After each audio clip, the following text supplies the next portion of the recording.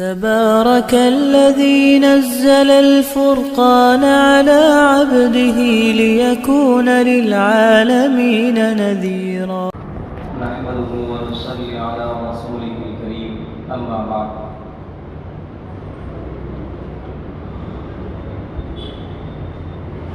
بھائیو اور دوستو، گناہ اور نافرمانی یہ بڑی خطرناک چیز ہے۔ گناہ کا مطلب یہ ہے کہ انسان اللہ تعالیٰ کی مرضی کے خلاف کرے۔ اللہ نے اپنی مرضی کس میں ہے اور نامرضی کس میں ہے سب کو بتلا دیا۔ اللہ کی مرضی کے خلاف کرنا ہی گناہ ہے، تو یہ گناہ بڑا خطرناک چیز ہے۔ بعض مرتبہ انسان گناہ کو گناہ سمجھتا بھی ہے، لیکن سمجھنے کے باوجود یا تو نفس و شیطان کے دھوکے میں آ کر بیٹھتا ہے، تو یہ ایک اچھی الگ چیز ہے۔ اور دوسری یہ چیز ہے کہ انسان گناہ کو گناہ سمجھتا بھی ہے، پھر بھی جان بوجھ کر اس میں مبتلا ہو جاتا ہے، یا اس کو ہلکا اور معمولی درجے کا سمجھ کے گناہ میں مبتلا ہو جاتا ہے۔ یہ بڑی خطرناک چیز ہے، یہ کہ انسان گناہ کو ہلکا سمجھ رہا ہے کہ ہے یہ گناہ، اور سمجھ رہا ہے کہ یہ اللہ کی نافرمانی ہے، اور پھر بھی اسے ہلکا سمجھ کر گناہ میں مبتلا ہو رہا ہے، تو یوں سمجھ لیجئے کہ کہیں ایسا نہ ہو کہ یہی اس کا ہلکا سمجھنا اسے جہنم میں دھکیلنے کے لیے کافی ہو جائے، اور اس کی ہلاکت و بربادی کے لیے کافی ہو جائے۔ بعض مرتبہ انسان بڑے سے بڑا گناہ کرتا ہے، زنا چوری سب کر لیتا ہے، قتل بھی کر لیتا ہے، لیکن اسے گناہ سمجھتا ہے کہ میں جو کر رہا ہوں یہ گناہ ہے۔ تو ہو سکتا ہے کہ اللہ تعالیٰ توبہ کی توفیق بھی دے دے، اور توبہ کی توفیق ہو جائے، چاہے پوری زندگی اس نے گناہ کیا ہو، لیکن اللہ تعالیٰ اسے توبہ کی توفیق دے دے، اور ہو سکتا ہے کہ اس کا ایمان خاتمہ ایمان پر ہو اور جنت میں جانے والا بن جائے، جیسا کہ حدیث شریف میں بھی ہے کہ اہل جنت، بہت سے لوگ ایسے ہیں کہ جو اہل جنت والے کام کرتے ہیں، پوری زندگی جنت والے کام کیے، لیکن تقدیر آگے آ جاتی ہے اور وہ جہنم والے کام کرتا ہے اور جہنم میں چلا جاتا ہے۔ پوری زندگی اس نے تو اچھا نیک کام کیے، بہت نماز بھی پڑھتا رہا، تہجد بھی پڑھتا رہا، اور نہ جانے کتنی عبادتیں کرتا رہا، تقدیر آگے آ گئی اور وہ جہنم والے کام کرنے لگ گیا اور وہ جہنم میں چلا گیا۔ اور بہت سے لوگ وہ ہیں جو جہنم والے کام کرتے ہیں، پوری زندگی جہنم والے کام میں گزار دی، جوا میں، سٹا میں، اور اسی طرح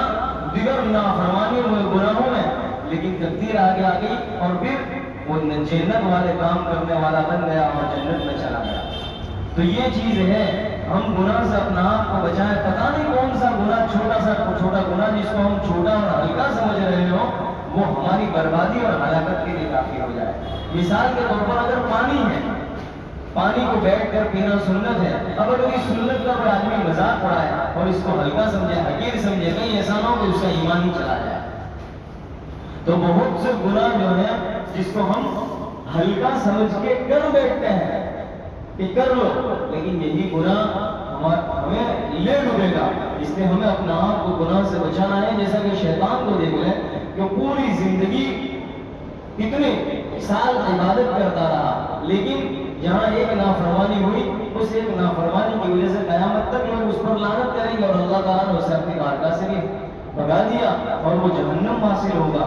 تو یہ نافرمانی بڑی خطرناک چیز ہے، ہمیں اپنے آپ کو ان سے بچانے کی ضرورت ہے۔ اور دیکھیے بہت سے گناہ ہیں، ان میں سے ایک گناہ جو ہے جس کے اندر فاسق و فاجر برے لوگ بھی مبتلا ہیں، اور جس کے اندر اچھے لوگ بھی مبتلا ہیں، دیندار لوگ بھی مبتلا ہیں۔ اور یوں سمجھ لیجئے کہ اچھا نیک اور دیندار طبقہ اس گناہ میں مبتلا ہے، جس کی نشاندہی حدیث شریف میں بھی کی گئی ہے کہ بہت سے گناہ وہ ہیں کہ جس پہ کرنے والے نیک لوگ، صحابہ نے جب پوچھا کہ یہ لوگ کون ہوں گے کہ جس کی وجہ سے وہ جہنم میں جائیں گے، تو آپ نے فرمایا کہ وہ تہجد گزار بھی ہوں گے، نیک لوگ بھی ہوں گے، عبادت کرنے والے بھی ہوں گے۔ وہ تنہائی کے گناہ ہیں، جیسا کہ آج کل موبائل کے اندر دیکھ لیں کہ آج کل موبائل اتنا عام ہو چکا کہ ہر بچہ، ہر بڑا، تندرست، بیمار، جس کو دیکھو وہ موبائل کے اندر لگا ہوا ہے۔ اس موبائل نے ہماری تنہائیوں کو خراب کر دیا۔ آدمی جو گناہ کرنا جیسا گناہ کرنا چاہے موبائل موجود ہے، موبائل کی اسکرین جیسے ہی کھولے گا فوراً وہ یوں سمجھ لیجیے کہ یہ زلیخا ہے جو اسے دعوت دے رہی ہے کہ ہمارے پاس آ جاؤ اور گناہ میں ملوث ہو جاؤ۔ اب یہ ہے کہ اسے چاہیے کہ وہ اس سے اپنا آپ کو بچائے۔ اب دیکھیے ماں باپ نے بچوں کو موبائل دے دیا، ماں باپ بھی موبائل میں ملوث، بچہ بھی۔ اب بچہ کیا کر رہا ہے موبائل میں، کیا دیکھ رہا ہے؟ یوٹیوب کھول لو تو یوٹیوب کھولنے کے بعد تم جو دیکھنا چاہے وہ چیز حاضر ہو جاتی ہے۔ آپ اندازہ لگائیے کہ موبائل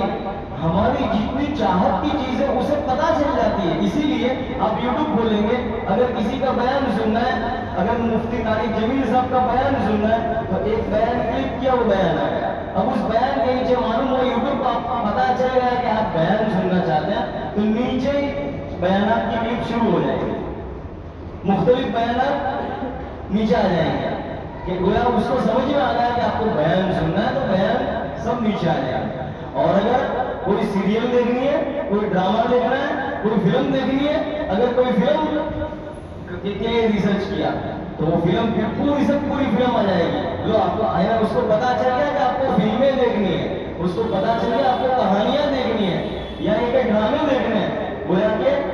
ہماری جو چاہت کی چیز ہے اسے بھی پتا چل گئی اور ہم ایسے غلام بن گئے کہ اس کے بغیر آدمی رہ نہیں سکتا۔ کتنی بڑی تعجب کی بات ہے، اگر 2 منٹ میں بیٹھ لیں، اگر ایسے بیٹھا ہوگا تو فوراً موبائل نکالے گا، کچھ کام بھی نہیں ہوگا، فوراً ایسے کرے گا، پھر شروع ہو جائے گا۔ پھر ابھی 2 منٹ ہوئی، اگر کسی وجہ سے رکھ دیا تو یہ بھی ایک بیماری ہے، بڑی خطرناک بیماری ہے، تو کچھ کام نہیں ہے پھر بھی ایسا بیٹھا ہے۔ اب ایسا لگ رہا ہے کہ اٹھتا گیا، ابھی 2 منٹ 1 منٹ نہیں، پھر موبائل نکالے گا اور پھر موبائل نکال کے پھر وہ شروع ہو جائے گا۔ گویا کہ گھر میں دیکھو، باہر دیکھو، مسجد کے اندر دیکھو، کسی بھی جگہ دیکھو، اور پھر کیا ہوتا ہے موبائل کے اندر بدنگاہی ہوتی ہے۔ اور زینہ جس کو ہم کہتے ہیں کہ صرف ایک ہی نہیں ہے زینہ، آنکھ کا بھی زینہ ہے، کان کا زینہ ہے، ہاتھ کا زینہ ہے، موبائل سے پکڑے ہوئے ہیں ہاتھ میں، ہاتھ موبائل میں، اور اس میں پتہ نہیں نہ جانے کیسی کیسی چیزیں اور ننگی اور بے حیائی کی چیزیں دیکھی جا رہی ہیں، پتہ نہیں کیسی کیسی چیزیں دیکھی جا رہی ہے۔ تو یہ آنکھ کا بھی زینہ ہو رہا ہے، کان کا بھی زینہ ہو رہا ہے، زبان کا زینہ، ہاتھ پیر کا زینہ، بہت سے زینے ہیں تو جس کو حدیث شریف میں بھی بتلایا گیا۔ تو یہ موبائل ہے، اس کی وجہ سے انسان کیوں سمجھو کہ کئی گھنٹوں کے گھنٹے اس میں ملوث رہتا ہے۔ اور میں نے کہا ہے کہ اچھے اچھے دیندار جیسے کہ آدمی بیٹھا ہے تنہائی میں، اب موبائل جیسے کیا، اب پہلے دیکھتا ہے آزو بازو میں کوئی ہے نہیں، اب وہ جو چیز دیکھنی ہے دیکھ رہا ہے، جیسے دیکھا کہ کوئی آ رہا ہے فوراً کلک کیا، فوراً باہر آ رہا ہے، وہ سامنے والے کو پتہ ہی نہیں چلے گا کہ کیا دیکھ رہا تھا۔ یعنی گناہ ایسا عام ہو گیا کہ اگر انسان تنہائی میں گناہ کرنا چاہے تو اس کے لیے گناہ کرنا آسان ہے۔ اب ایک طرف انسان نیکی کر رہا ہے اور دوسری طرف اس موبائل میں تو کباڑی کر دیا کہ انسان تھوڑی نیکی کرتا ہے اور زیادہ سے زیادہ گناہوں میں مبتلا رہتا ہے، اور موبائل میں نہ جانے کیا کیا چیزیں دیکھتا ہے۔ آج کل موبائل ویڈیو ڈرامے یہ تو معمولی چیز ہو گئی ہے، جیسے فوراً ویڈیو دیکھے گا تو فوراً عورتیں آ جائے گی، اور پتہ نہیں عورتیں بھی اندر کیسی ننگی عورتیں ہوتی ہیں، آپ برینا عورتیں ہوتی ہیں۔ اب آدمی اپنی آنکھوں سے ان چیزوں کو دیکھے گا تو پھر کیا ہوگا؟ عبادت جو کی تھی وہ عبادت کا نور اسے کیسے حاصل ہوگا جبکہ وہ ان چیزوں میں مبتلا ہوگا؟ اور یہی گناہ ہے جس گناہ کے نتیجے میں انسان نیکی کی طرف آ نہیں سکتا۔ آپ آج دیکھ لیں، اگر مسجد میں بیٹھنے کے لیے کہا جائے کہ مسجد میں بیٹھنا ہے آدھا گھنٹے کے لیے اور مسجد میں بیٹھ کر تلاوت کرنی ہے، بتلائیے کتنے لوگوں پر وہ بوجھ ہوگا؟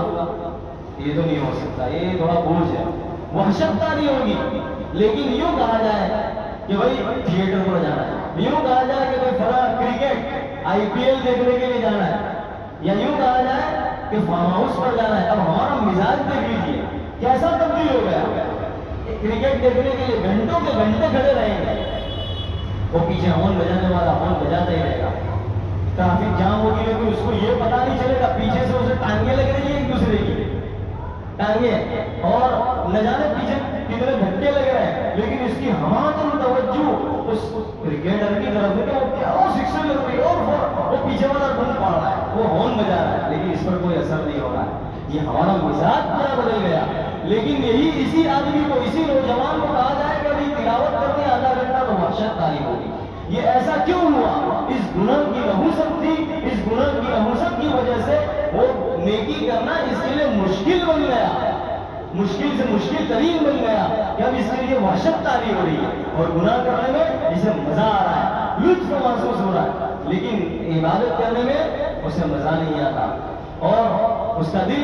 اچاٹ اٹھتا جاتا ہے۔ جیسا کہ ہم اگر 5-10 منٹ مسجد میں بیٹھ لیں، ہماری خود اپنی حالت دیکھ لیں، ہم اپنی گریبان میں جان کر کہ ہماری حالت کیا ہوتی ہے، اگر نیکی کے لیے کہا جائے تو ہماری کیفیت کیا ہوتی ہے، اور دوسری چیزوں کی طرف ہمیں بلایا جائے تو ہماری کیفیت کیا ہوتی ہے، جس کو قرآن کریم نے اس طرح بیان کیا وَإِذَا ذُكِرَ اللَّهُ وَحْدَهُ اشْمَأَزَّتْ قُلُوبُ الَّذِينَ لَا يُؤْمِنُونَ بِالْآخِرَةِ وَإِذَا ذُكِرَ الَّذِينَ مِن دُونِهِمْ إِذَا هُمْ يَسْتَبْشِرُونَ۔ اب اس آیت کے پس منظر میں ہم اپنی حالت کو دیکھ لیں، یہاں پر تو ان لوگوں کا حال بیان کیا گیا ہے جو ایمان نہیں لاتے اللہ اس کے رسول پر، آخرت کے دن پر ایمان نہیں لاتے، ان لوگوں کا حال اللہ نے یہ بیان کیا کہ جب ان کے سامنے لوگ اللہ اور اس کے رسول کا ذکر کیا جاتا ہے، گویا اللہ اور اس کے رسول کی باتیں کی جاتی ہیں، اس آخرت کا تذکرہ کیا جاتا ہے، تو انہیں وحشت طاری ہوتی ہے کہ یہ کیا یہ سب لے لگا کے رکھا ہے، یہ بہت سن لیا، ہمیں ان باتوں کو سننے کی ضرورت نہیں ہے، وحشت طاری ہو جاتی ہے۔ اور جب انہی لوگوں کے سامنے دنیا کی تذکرہ کرو، سیاست کا تذکرہ کرو، اور اسی طرح IPL جیسے چلے کرکٹ ان کا تذکرہ کرو، اور دنیاوی جتنی چیزیں ہیں ان چیزوں کا تذکرہ کرو تو دل خوش ہو جاتا ہے، بڑا مزہ آتا ہے، گھنٹوں کے گھنٹے گزر جاتے ہیں، مزہ آتا ہے۔ اب دیکھیے یہ ان لوگوں کا حال قرآن کریم نے بیان کیا ہے جو اللہ پر ایمان نہیں لاتے، آخرت پر ایمان نہیں لاتے، یہ ان لوگوں کا حال ہے۔ کیا یہ حال ہم مومنین کا نہیں ہے؟ اس آیت کے پس منظر میں دیکھیں تو ہم مومنین کا بھی یہی حال ہو گیا، اس لیے ہمیں اپنے آپ کو ان گناہوں سے بچانے کی ضرورت ہے۔ آپ یقین کریں کہ جو چیز ہم پہلے نیکی کر رہے تھے اور پھر وہ نیکی ہم سے سلب ہو گئی تو ہم کیا کہتے ہیں، بھائی میں پہلے فری تھا، نورا تھا تو ہو جاتا تھا، اور اب میں مشغول ہو گیا بیوی بچوں میں، کام کاج میں، تو اب مجھ سے وہ پہلے والی نیکی نہیں ہو سکتی۔ آپ یقین جانیں یہ دھوکہ ہے، یہ عذر جو پیش کر رہا ہے وہ عذر بیکار ہے۔ نیکی کا صبر ہونا گناہ کی نحوست کی وجہ سے ہے۔ آدمی جب کسی گناہ میں مبتلا ہو جاتا ہے تو پھر جو پہلے نیکی کر رہا تھا 4 سال پہلے، 5 سال پہلے یا 10 سال پہلے، اور اب اس سے وہ نیکی نہیں ہو رہی ہے، پہلے نفل پڑھ رہا تھا، پہلے تہجد کر رہا تھا، پہلے اور دیگر نوافل کا یا عبادت کا اہتمام کرتا تھا، اور اب اسے اس عبادت کی توفیق نہیں ہوتی، آپ بالکل یقین جانیں کہ اس گناہ کی نحوست کی وجہ سے وہ اسے دور کر دیا گیا۔ اسی کو اللہ تعالیٰ قرآن کریم میں فرماتا ہے سَنَسْتَدْرِجُهُم مِّنْ حَيْثُ لَا يَعْلَمُونَ۔ انسان کو پتہ بھی نہیں چلے گا کہ میں نیچے گر رہا ہوں، میں نیچے دھکیلا جا رہا ہوں، وہ تو یوں سمجھتا ہے میں تو نماز پڑھ رہا ہوں، میں تو یہ تو کر رہا ہوں، لیکن اس میں بہت سے جو ایک کام تھے وہ اس سے چھوٹ رہے ہیں، اور دھیرے دھیرے دھیرے مثال کے طور پر پہلے 4 رکعت تکبیر اولیٰ کے ساتھ پڑھتا تھا، اب تکبیر اولیٰ بھی چلی گئی، اور پھر دھیرے دھیرے پہلی رکعت جانے لگی، دھیرے دھیرے دوسری رکعت، دھیرے دھیرے تیسری، چوتھی 4 رکعت جانے لگی، اب اکیلا نماز پڑھتا ہو گیا، پھر وہ زمانہ ہے کہ قضا بھی نہیں کرنا، ایسے ہی نمازیں جا رہی ہیں۔ تو یہ ساری چیزیں جو ہیں وہ گناہوں کی نحوست ہے، خطرناک چیزیں۔ غرض یہ کہ اس سلسلے میں بڑی تفصیل ہے۔ اللہ تبارک و تعالیٰ مجھے اور آپ کو گناہ سے بچائے اور گناہ سے بچنے کی توفیق عطا فرمائے، اور نفس و شیطان کے دھوکے سے ہماری پوری حفاظت فرمائے۔ وآخر دعوانا الحمدللہ رب العالمین۔